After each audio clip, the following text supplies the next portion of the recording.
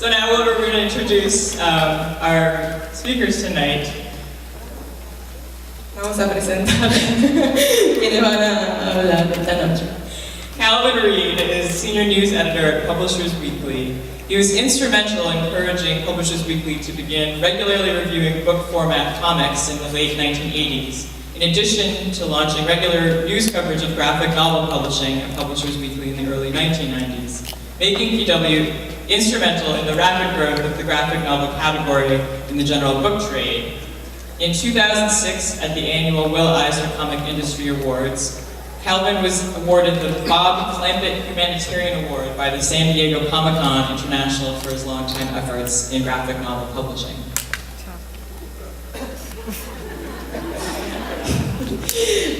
CALVIN REID es un editor jefe en Publishers Weekly. Fue instrumental en hacer que Publishers Weekly empiece a revisar y criticar historietas en los años 80 y lanzó la cobertura habitual del género de la novela gráfica a comienzos de los años 90.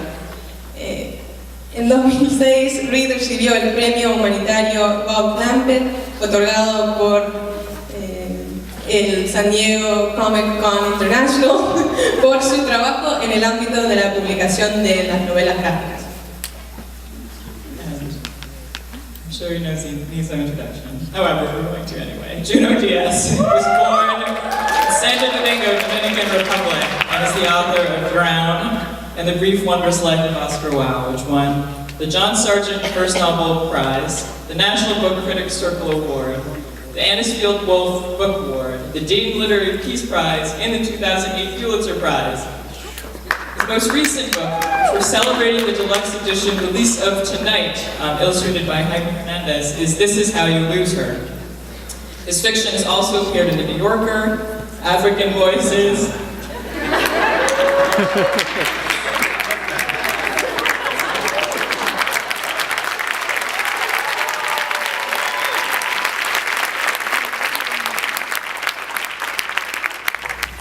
This is awesome. I mean, I've never been up here. I've heard about it, and now I've got the best seat in the house. Not bad. Hi guys. First of all, I want to thank Word Up, favorite bookstore uptown. Thank you guys for organizing this. Of course, Calvin, my interlocutor.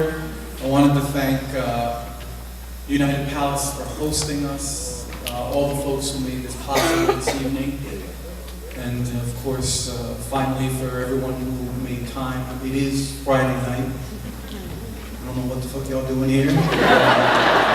I appreciate you coming to support the arts, man, for real. You know, I always think it's, this is the one place where I could be like, the other day I was somewhere and I asked, were there any Dominicans in the audience? And like, nobody raised their fucking hand. Super depressed. So I guess I have to ask first, is there any Dominicans in the audience? Yeah, what's up? Any immigrants in the audience? Got to talk about that, man. How about folks of African descent? Oh yeah! You notice I'm naming everyone who has to claim me one way or the other. Lots of claims. Yeah, anyway, thank you guys for being here. Really, really appreciate it. And ditto for me. Thanks for inviting me. It's a thrill. Jaime and Junot together at last. This is the book, a special edition. It was special at first, and somehow you made it just a little bit more special. At some point, I brought a copy, just in case. Hope they gave it to you, man. Yeah, it's mine. Don't worry. Yeah, don't worry. Let's get started. I mean, where to begin? Love and Rockets. Talk about Love and Rockets. I mean, that's where we should start. Then we'll get into the book and the special edition. I think one of the things that is probably really important, again, a lot of you guys are super fucking young. I was like looking around and I was like, man, there's kids who look younger than my students. And my students look super, super young to me. So I think one of the things that is often invisible is perhaps the narrative of representation. Said another way, I came up in the 80s, and for those of us who came up in the 80s, especially as a Dominican immigrant growing up in New Jersey, as a Dominican immigrant growing up in New Jersey from a very, very humble family, yeah. And you gotta understand the kind of family it was where we were 5, and even though my mom was raising 5 kids on, she was raising them on like $10,000 a year. Like I pulled her records, you know, and I was like, I wanted to see what the 80s, the income was. The income was incredibly low, yet despite raising these 5 kids on $10,000, my mom was like one of those doñas who was like, my mom was a terrifying Sureña, you know? And so she got 3, she got 3 of us in college and 1 off to the Marines. And she was like, that shit is a fucking tie. And growing up in a family with like that, the representations of Latinos that I grew up as a young person were almost entirely aberrant. People of color were represented almost just unanimously in the popular culture in such distorted, fucked up ways, if we were represented at all. Most of my childhood was living in what I described, living in erasure. We were utterly erased. And what little presences, what little traces there were of us, of course, didn't seem to have anything to do with the people I had grown up with. And so what ended up happening was when I discovered this comic in the 80s, independent, Love and Rockets, it was the first time in my entire life where I was seeing US Latinos being represented not as fucking monsters or as coons or as some sort of super just, ridiculously toxic set of reductive stereotypes, but as completely normal people. And it was my first lesson in actually, as a kid, seeing Latinos going on dates. Just going on a date without robbing a fucking liquor store or running a fucking drug trade or whatever the other shit that we were being represented as. And it like literally blew my fucking mind because I didn't go to one of those super liberal schools. I didn't go to a private school. I wasn't a prep for prep kids.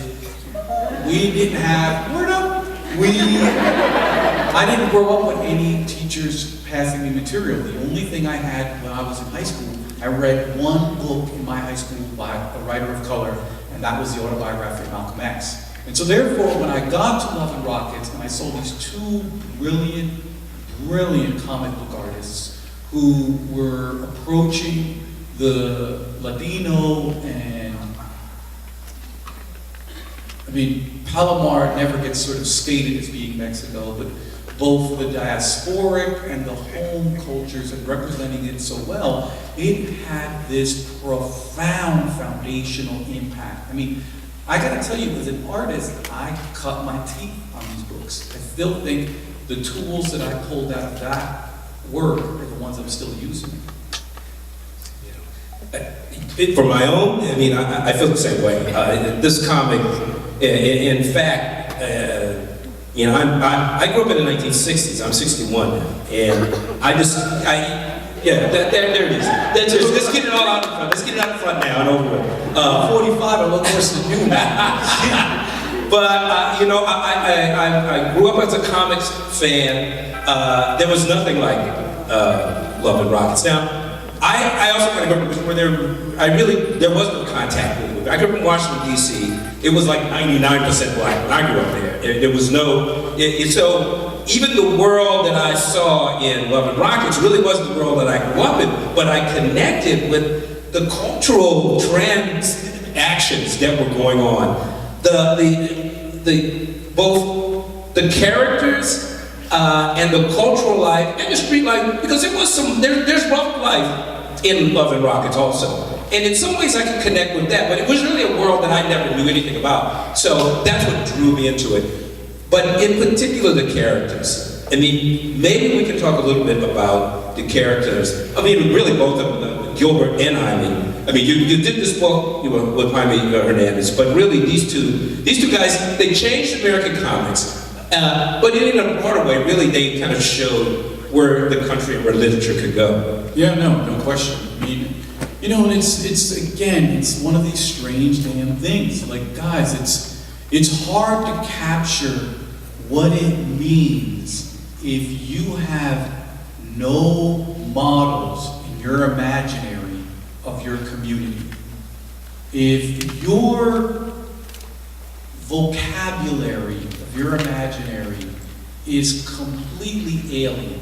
In other words, I always ask, you know, when I talk to my students, I'm like, how many of you grew up, again, this generation's very different. I mean, in some ways not so different, but still, the guys that I grew up with, I said, how many of you can list the stories that you grew up with where a young kid of color or a young girl of color goes on an adventure? I mean, think about it. Just goes on an adventure. And it's extraordinary, like these entire geographies of imagined experience are denied to us. And so when we find things that are in some ways even slightly close to us, you know, I'm not a Mexican kid, I'm not a Chicano kid, I don't know shit about California, I grew up in fucking Jersey, but I connected so powerfully just because somebody was humanizing our communities, man. And it's extraordinary. The same thing happened to me, of course, when I was reading Asian American literature. You know, Asian American literature had such an enormous impact on me because at the time that I was coming up, this was the work that was much more easily accessible to me, and that I was seeing communities of color being written in ways that resonated with what I knew. Like I said, we grew up in my family broke. Of course, they were motherfucking jodedores, you know? But the ratio wasn't like on NBC. You turn on NBC and it's like, you would think 99% of all Latinos are like maligned, fucked up, you know, either semi-prostitutes or semi-drug dealers in one form or the other, plus maids. And that distribution is super fucked up, man, because especially for those of us who are trying to tell stories about the realms of experience that are much more akin to what we grew up with, you know? I don't know. It had a big, big impact on me, man. I still think about Jaime writing about Hopi and Maggie and teaching me how one might aspire to write about women characters. And Beto writing books like Poison River. And Poison River, I'm telling you, What a great, amazing, complex, epic. dude, I basically mugged Poison River to write half of Oscar Wilde. You go out and read Poison River and then read Oscar Wilde, you'll be like, this motherfucker should be paying money. Where'd you get started? What story leaps out at you? Is there a story that you remember that sort of really grabbed you? From their books? Yeah, well, I mean, I started right at the beginning, so of course I was reading them when they were still kind of like, we're still trying to figure out their language and still trying to figure out where their trend was. So Jaime was still writing a lot of rockets and dinosaur stuff. So it was kind of a mashup of science fiction, romance, and superheroes, and incredible naturalistic world. Latinos, but everybody. I mean, that's what blew me away. This world, this sort of ghetto suburban area that they were living in, this surrogate, I guess, for LA, was like nothing I had ever seen. Certainly nothing like Washington, D.C. No, it was an edge city. And you know, it was just, again, as a kid, I mean, how many people grew up with images of themselves that weren't hyper exoticized, that weren't sort of playing to some sort of crazy, reductive vision of your community. And for me, just having images, those images they have of people who look like my uncle, or people who look like my aunts, or people who look like my neighbors, and they were drawn by people who actually liked their community. I mean, this is what we're talking about in this country. most of us are consuming art created by people who don't either understand or even like our communities. And that's wildly unhealthy. I mean, we won't know how unhealthy it is till the day we finally get the narrative nutrition we require. I mean, could you imagine if our popular culture actually resembled our country? I mean, first of all, 80% of all white actors would be out of work. Because like, white actors are on some old affirmative action. They're like, oh, we're casting 12 Years a Slave. We're like, let's go to Switzerland. We gotta get some white people in there. You know? And I just think these are important things though, because for those of us who are working in the imaginary, to tell stories about ourselves, to paint about ourselves, to create films about ourselves, to do movements, often half of our creative work is decolonial. I mean, when I think about, as an artist, how I started out, probably the first 10 years of an artist was trying to remove all of the fucking colonial, just decolonizing my brain, removing all the toxic plaque that accumulates inside of your soul from growing up in a culture that wants to spoon feed you, you know, malign representations of yourself. And I do think one of the first times I felt a healthy drought, like one of the first times that I felt like, my God, this shit was good for me, was Love and Rockets, you know? And it's so rare, so rare. I discovered Love and Rockets reading The Village Voice sometime about 1985 or so. I saw a little story in there about this strip. Same exact thing. Right? I saw this thing and I said, I'd never heard of anything like this before. And, you know, Maggie Hopi, too bisexual, Chicana, punk rocker, I just did not add up. I ran to St. Mark's Comics and I got an early issue of Mechanics, which is the beginning, and of course they went through big changes. They're his whole vision, but that kind of set me on the road into this amazing world of characters that are become very much like they're people you know. My wife, who started reading the comic many years later, you know, was looking at one of them and she was talking about how, you know, yeah, I like this book, but you know, this one character, Maggie, I mean, he draws her different ways. She's big here, she's small here. And I said, yeah, well, you know, Maggie has always had issues with her weight. And she says, wait a minute, you're talking about, this is a character in a book, you're talking to her like it's someone you know. But these are characters that you come to know. Yeah, and characters like this is what happens when an artist spends a lifetime working on a world. You know, there are great benefits to, again, you know, we live in a culture, and you guys know this, we live in a culture where everything argues for acceleration.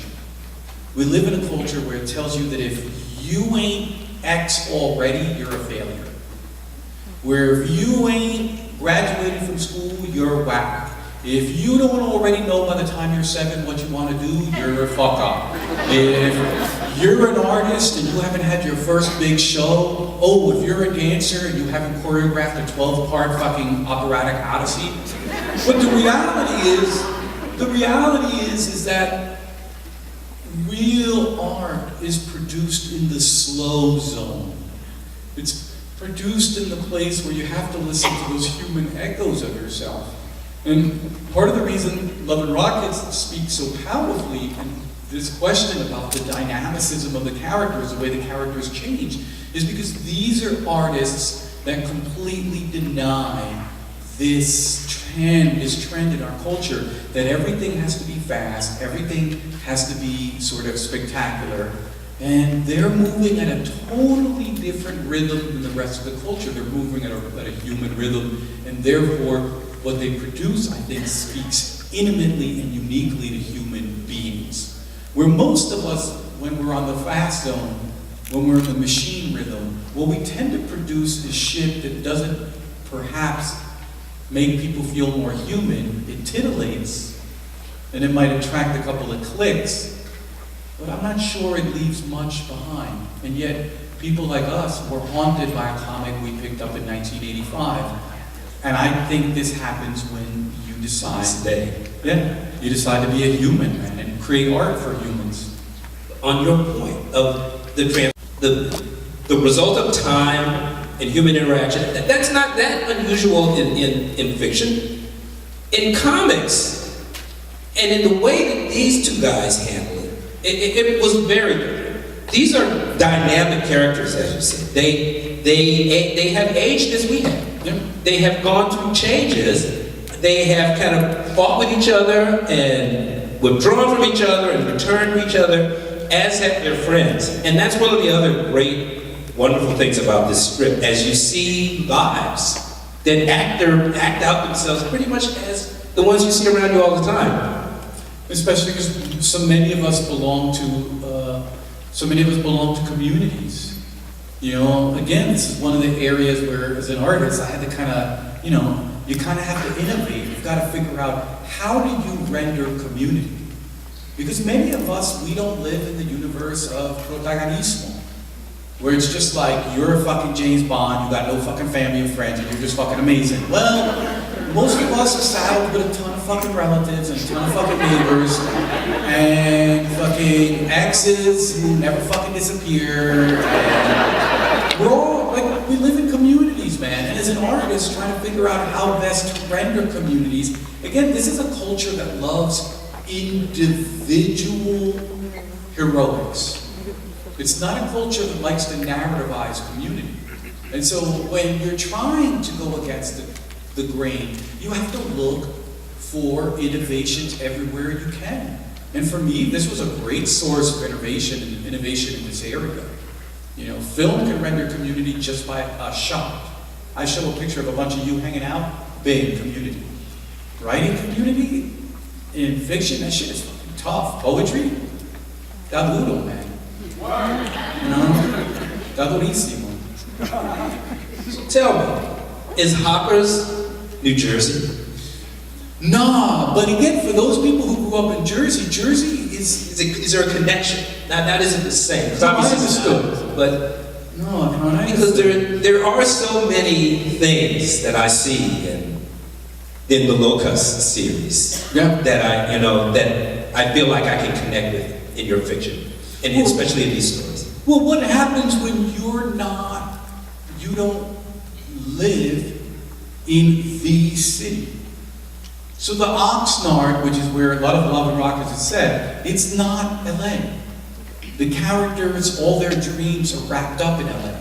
They all want to play in bands in LA, they want to move to LA, they want to live there. That's where their romance begins and ends.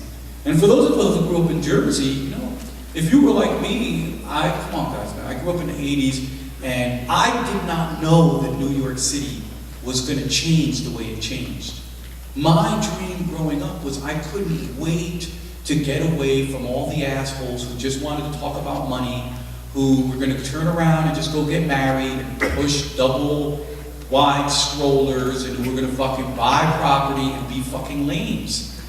That was the shit. I mean, hey, there's nothing wrong with being a lame, But that was the shit I wasn't into. Like, I didn't suffer through my high school life because I thought this was a good idea, man. I was like, I want to go live with fucking artists. I want to be an artist. I want to fucking reject all the social bullshit that I grew up with. I didn't want to fucking be down with who's cuter, who got the most fucking money. I want to fucking make art with all the fucking humans, And that's the kind of romance that's produced when you're in a place where even the people who like the place know that it's not significant.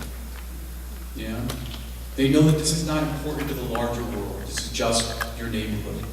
And wanting to write about a space that was, I always joked around, when I grew up, it was between a city and the city.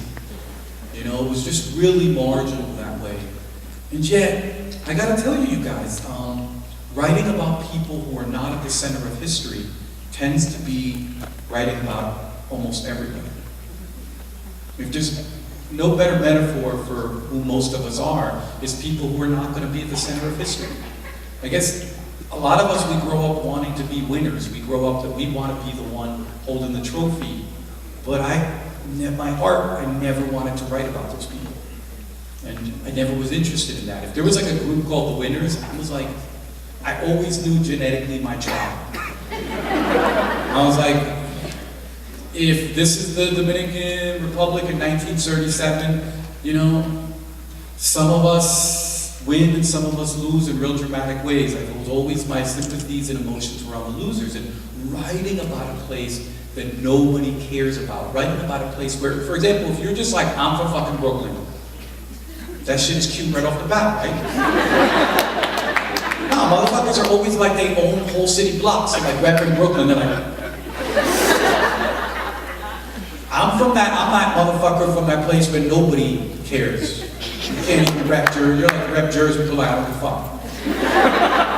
And figuring out how to write about that community, it was just something that was so important to me, you know, because there's just something to be said about what is produced when no one thinks that they're on the stage? What is produced when no one thinks that they're making a film of you?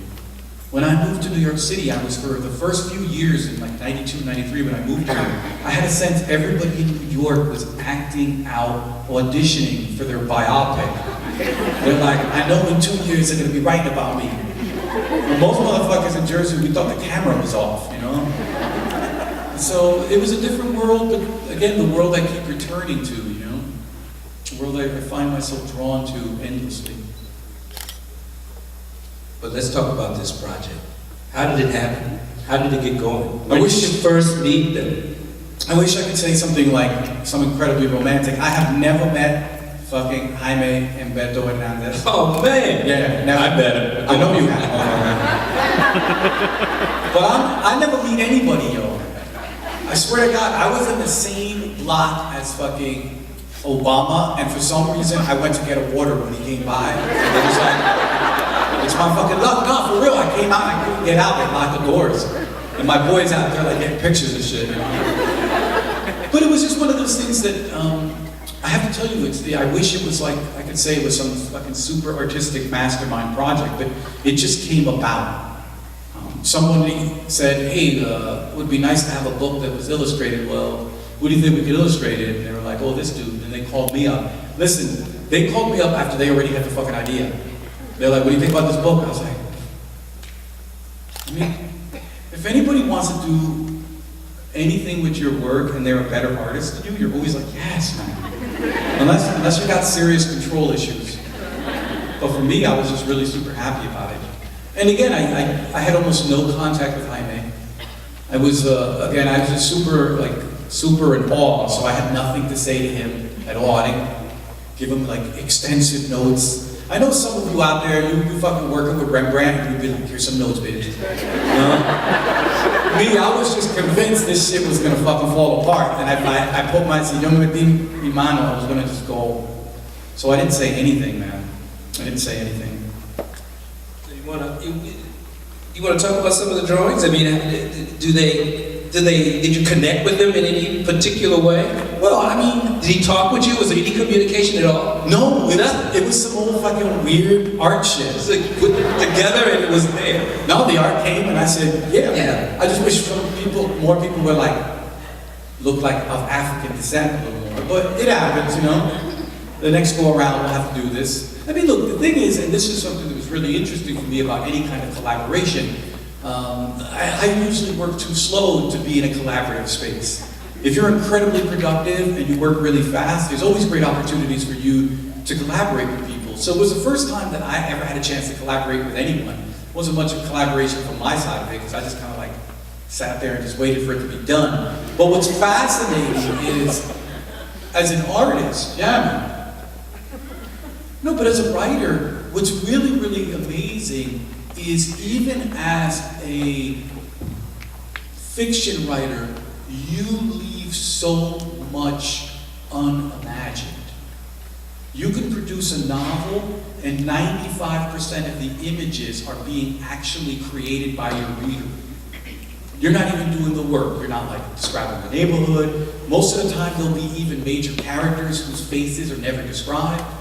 And so there's like a lot of room for an artist, if they want to get involved, to tag your shit up and to fill in the blanks. And that to me was an important part of the collaboration, was the realization that as a fiction writer, as a novelist, as a short story writer, you create vast canvases for people to get engaged in. And I think that that's what Jaime had a sense when he read the stories. It was like, this motherfucker didn't think about 90% of this shit. This is gonna be easy. You know, I'm sure in his mind, you know, worked incredibly hard, but it was cool to see what came back, because in the end, it's always the same way as a writer. Every time you write a book, it's not for me. You guys draw these pictures in your own head of who these characters are. And you carry them in your imaginary. You carry them in your heart. And for me, this book was like Jaime's interpretation of it. And it's a beautiful thing to see that, because almost never I get to see any of my readers' versions of my book. You know, most of my readers are not able to show me who they think looks like this or acts like this. We can never have that conversation. And so this was kind of like a telegram, a small letter from the reader zone, a zone that I like adore but almost never get any information from. Ask for a better interpreter. I mean, Jaime has the ability to create images that are so iconic. They seem to tap into some deep well inside of you. As your stories do. And you grow up with them. I mean, I grew up with this artist, you know. And again, I think a lot of us, when we're trying to do our work, we're trying to figure out what in the world is going to be the best for us as an artist. And you know, one of the things that was really important to me was trying to figure out how I could dynamically talk about fucked up relationships. That was really important to me, because it's not that I think that all Dominicans or all people from New Jersey or all dudes or anything like this. It's that I watched very close up how the failure of relationships reveals people in ways that nothing reveals anyone. If you really want to get to know someone, break their goddamn heart. Where you want to get to know yourself, get your heart broken. You discover who you are in profound ways. Cats who I thought I knew my whole life, cats who I thought were completely normal, and they would get dumped, and then they would be waiting fucking like Freddy Krueger, waiting in the bush in front of their girlfriend's house. And I'm like, this motherfucker, yo. And as an artist working in this area, again, it mattered deeply to me to find antecedents, to find models, to find people who were writing about heartbreak. I still remember when I was in high school, when one of Jaime Hernandez's stories came out, Human Diastrophism, part 1 and 2. And it was a word I did not understand. A title that was completely mysterious and evocative. And yet it was a story about these fucking Latinos falling out of love. And it made this enormous impact on me, man. A tremendous impact. I mean, it's still, in some ways, I still think I'm still writing my 80s, you know, you're writing my 80s stories in a way. You know? For me, it was Death of Speedy. Oh no, Death of Speedy, I teach Death of Speedy. Yeah. Death of Speedy is just... It just blew me away. Up to that point, I really loved Jaime's work. I had whatever sort of petty issues I had with it, but I was still obsessed. But there was a depth there that, not even talking about drawing, virtuoso drawing, in that story. That transformed me and really made me totally a fan. Yo, that was a contemporary U.S. Latino version of a chronicle of a death foretold. The Death of Speedy is an extraordinary piece of work, really extraordinary. You know, again, all of us as artists, we have people who we feel like we're always trying to achieve even close to their level.